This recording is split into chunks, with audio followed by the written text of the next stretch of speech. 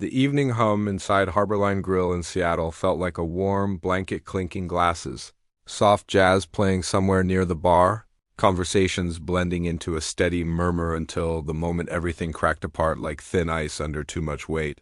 And it all began when Evelyn Park, a 26-year-old waitress working her third double shift in a row, felt the hand of a man who believed the world belonged to him clamp down on her wrist with the cold precision of someone used to dominating roomspeople and situations. Evelyn had moved to Seattle 2 years earlier after her mother's medical bills wiped out the savings her family had built from running a small flower shop in Sacramento. She worked every shift she could, often leaving the restaurant past midnight and spending her mornings in online classes for her social work degree, hoping someday she could help families like hers, families shoved into silence by circumstances too heavy to carry. Tonight was supposed to be manageable. The diners were friendly, the tips were decent, and the holiday season lights outside the windows glittered softly against the wet streets. And then there was Anthony Markham. Anthony was the kind of man whose reputation filled a room even before he arrived. A corporate lawyer with a history of getting whatever he demanded. He dressed in suits that cost more than Evelyn's monthly rent and carried himself with a confidence that felt less like charisma and more like entitlement carved into human form. He had spent an hour sending back dishes that were perfectly fine, asking Evelyn to bring him new cutlery 3 separate times, and speaking to her as though she were an inconvenience rather than a human being. When he complained for the 4th time that his drink didn't taste expensive enough, and Evelyn gently informed him that the top-shelf bourbon he demanded cost extra, the mask cracked. Anthony's hand shot out, gripping her wrist so tightly that she felt her pulse slam against her skin. He leaned forward, the sharp scent of whiskey brushing her cheek as he hissed, "Don't lecture me. You bring what I ask. That's your job."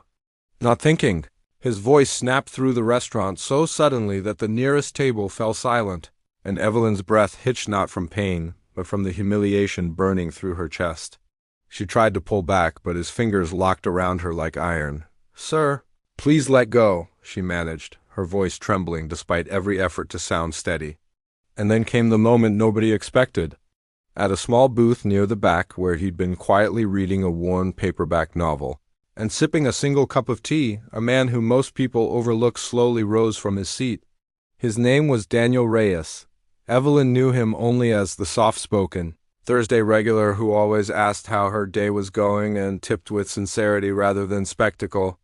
He couldn't have been more than 36, with an unassuming posture and clothes that suggested he cared more for comfort than appearances, dark jeans, a gray sweater, a messenger bag worn at the edges. But there was something about him, something in the way he moved, deliberate and steady, that made the air shift. As Daniel walked toward Anthony's table, the entire restaurant seemed to inhale and hold its breath.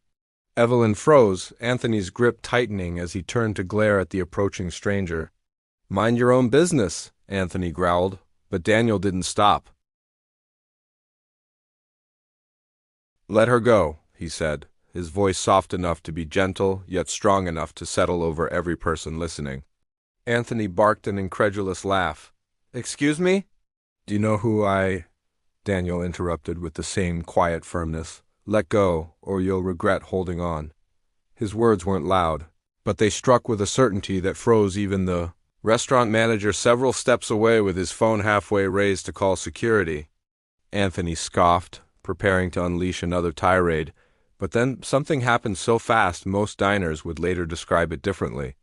Daniel's hand moved with practiced precision, pressing a single pressure point just above Anthony's thumb.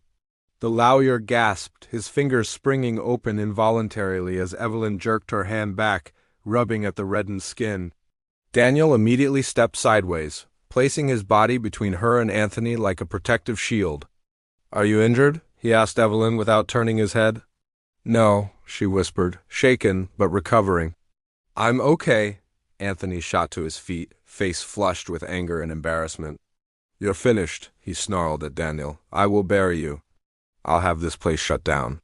Daniel finally looked at him fully, and the expression on his face wasn't anger or threat. It was sorrow, deep old sorrow. "You won't," Daniel said quietly. And do you know why? He reached into his pocket and pulled out a simple black wallet, removing an access card and placing it gently on the table. Across the top in clean silver lettering were the words Reyes Hospitality Group Executive Director. Evelyn's eyes widened. So did the managers. The restaurant didn't just serve good food. It was one of the most respected establishments in the district, owned by a company known for building workplace-safe environments, second-chance programs, and community partnerships. Daniel Reyes wasn't a quiet regular. He was the new majority owner.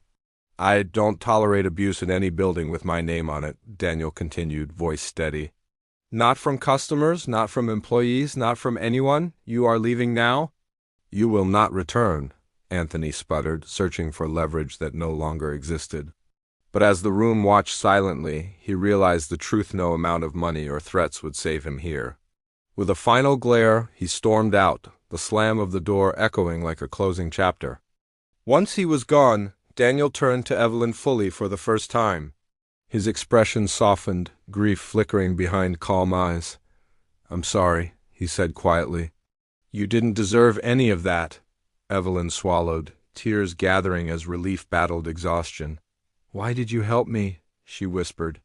"You could have just called security," Daniel exhaled slowly, and in that breath lived years of stories he wasn't ready to tell. "Because someone once helped me when I thought I didn't matter," he said. "And I promised myself I would never ignore someone in pain again, not if I had the power to step in." The restaurant seemed to come back to life around them, conversations cautious at first, then gradually returning to warmth. Daniel looked at the manager. "Give her the rest of the night off," he said. "Paid." Then he turned back to Evelyn. "And come see me tomorrow.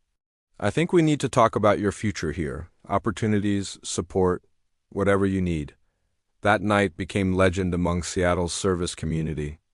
People shared it, debated it, celebrated it, and long after the shock faded, the story remained a reminder of what courage looks like when it doesn't need an audience.